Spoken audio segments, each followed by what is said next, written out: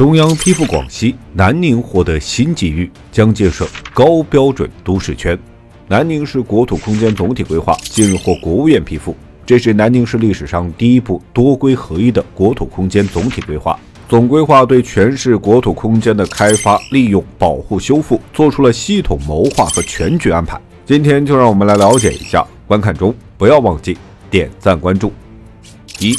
广西壮族自治区。地处中国南部的广西，面积23.76万平方公里，管辖海域面积约7000平方公里，常住人口5027万。广西东部与广东相邻，西部与云南接壤，东北和西北分别是湖南和贵州，南部与海南隔海相望，西南与东南亚的越南接壤。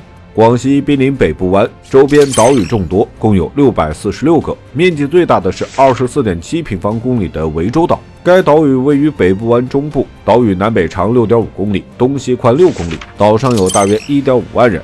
因北回归线贯穿广西中部，其为亚热带和热带季风气候，年均降水量1694.8毫米。又因为地势由西北向东南倾斜，河流也基本是自西北流向东南。该省位于云贵高原和两广丘陵的交界处，四周多山地高原，只有南部多平原和丘陵。从产业来看，2023年全区生产总值27202.39亿元，在全国处于中游。广西的第1、2、3产业增加值占地区生产总值的比重分别是16.4%、32.8%和50.8%，较之其他省份2、3产业占比较低，第一产业占比全国第一。该省的农林牧渔业总产值连续多年位居全国前10。林果、蔬畜、糖等是其特色产业。广西的林地面积1605.66万公顷，占土地总面积的67.58%。依托其生态优势，广西的生态经济产业发展良好。2023年，广西林草产业总值9569亿元，同比增长6.5%，总产值连续2年位居全国第一位。2023年，广西甘蔗种植面积83.51万公顷，在近10年中，该省的成品糖产量占全国的50%到60%。广西有色金属丰富，是我国10大有色金属重点产区之一。沿海北部湾地区多油气资源，因此冶金、汽车、机械、高端装备制造、高端金属新材料、绿色石化等产业是重要支柱，尤其是汽车产业发展格外迅速。2020年至2022年间，汽车年产量从18.9万辆增加到67.6万辆，年增长率89.32%。2023年全部工业增加值6918.32亿元，比上年增长5.7%，规模以上工业增加值增长6.6%。2. 南宁市的基本情况。位于广西壮族自治区南部的南宁市，总面积22102平方公里，常住人口约889.17万。南宁市的地貌总共分为5种类型，是平地、低山、石山、丘陵、台地，而且平地是南宁市面积最大的地貌类型，面积为1037.33平方公里，占全市面积的57.78%。因为南宁市地处北回归线南侧，属于典型的亚热带季风气候，这里的降水充沛，年均降水量在1286毫米，全年全市地区生产总值5469.06亿元，比上年增长4.0%，人均地区生产总值61338元，比上年增长3.3%。南宁的工业主要领域包括机械制造、电子信息、食品加工、轻纺工业等。这些领域的快速发展为南宁的工业增长提供了强大的动力。2023年，南宁市全部工业增加值698.37亿元，比上年增长7.3%，规模以上工业增加值比上年增长8.3%。随着技术的不断进步与市场的变化，南宁的工业将继续向高端化、智能化方向发展。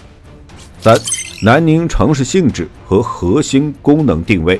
南宁市是国务院批复确定的华南地区重要的中心城市，全国性综合交通枢纽城市。通过强化服务中国至东盟命运共同体的国际交往、产业合作、科技创新、服务贸易、交通物流等门户功能，建设面向东盟开放合作的国际化大都市。根据国务院的批复要求，南宁需要深度融入共建“一带一路”的规划中，并且将中国至东盟的跨境产业建设成为高质量融合发展合作区，高水平共同建设西部陆海新通道。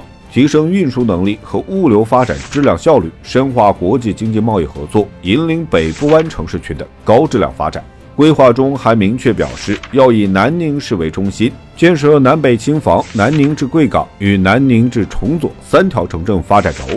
通过快速城际交通网络连接，1小时内可到达任何主要城市，带动周边城镇有序发展。通过构建互联互通的高效立体交通网络，联合打造跨境产业链供应链等。另外，推动公共服务设施一体化、生态环境共保共治与水资源配置优化等，加强南宁都市圈的共享、共建与共治。规划中还提出，要优先保障南宁市先进制造业、科技创新产业的发展空间需求。到2035年，全市的工业用地面积要稳定在200平方公里左右，不低于20%的占比。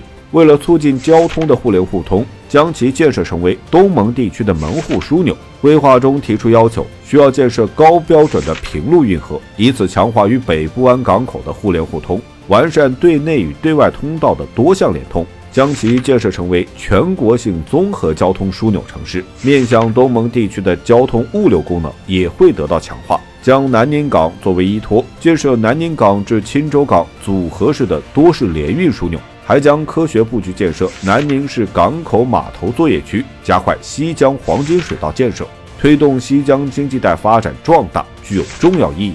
另外，还将以国际陆港为引领，规划一主多辅铁路货运枢纽格局，构建3主3辅的高铁枢纽格局。